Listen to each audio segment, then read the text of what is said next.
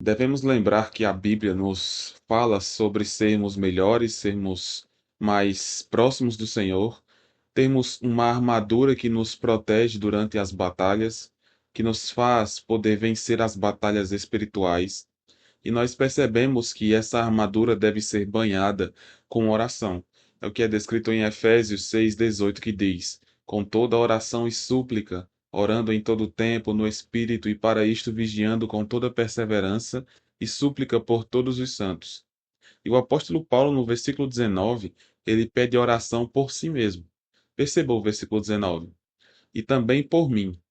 O apóstolo Paulo pede oração para ele mesmo, mas com um objetivo específico. Perceba, para que me seja dada, no abrir da minha boca, a palavra, para com intrepidez fazer conhecido o mistério do Evangelho.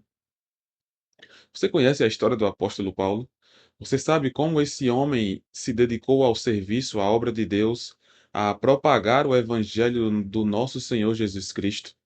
E esse homem, aqui nesse versículo, em prisão, depois de ter pregado o evangelho, depois de já ter passado por muitas coisas, perseguições, pregado em lugares que a maioria não iria. E esse homem aqui, ainda assim, pede oração para que ele consiga pregar o evangelho, para que no abrir da minha boca me seja dada a palavra de Deus.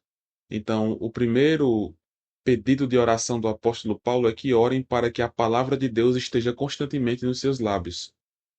Da mesma forma, nós devemos buscar em oração termos a palavra de Deus em nossas vidas e em nossos lábios. Nessa ordem, primeiramente em nossas vidas, que nós vivamos o Evangelho, que nós cresçamos no Evangelho, e é aí que nós falemos deste Evangelho. Então, ele menciona isso no abrir da minha boca a palavra, com que propósito? Para com intrepidez. Intrepidez é ousadia. Intrepidez é você fazer as coisas com coragem, com convicção. E é isso que o apóstolo Paulo aqui pede de oração aos irmãos.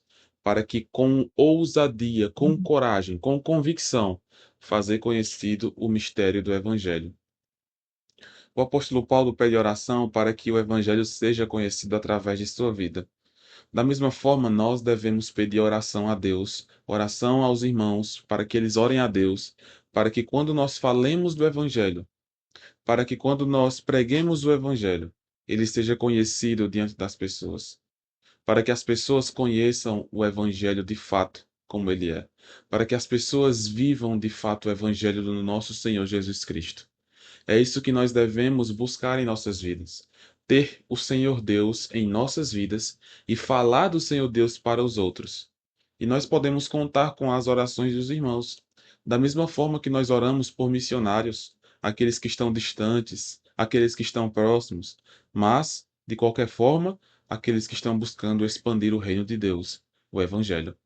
Assim como nós oramos por esses, devemos orar por nós mesmos para que nós falemos o Evangelho, para que nós preguemos o Evangelho.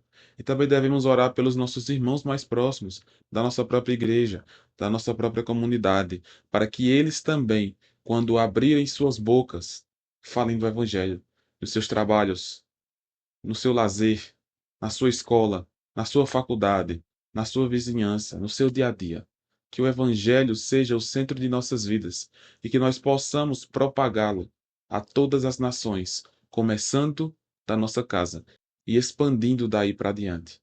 Que nós todos possamos ter a ousadia de pregar o Evangelho como ele de fato deve ser pregado. Que Deus te dê esse espírito de coragem, de ousadia, para que você tenha uma vida de fato de evangelista que prega o evangelho todos os dias. Que Deus te abençoe ricamente.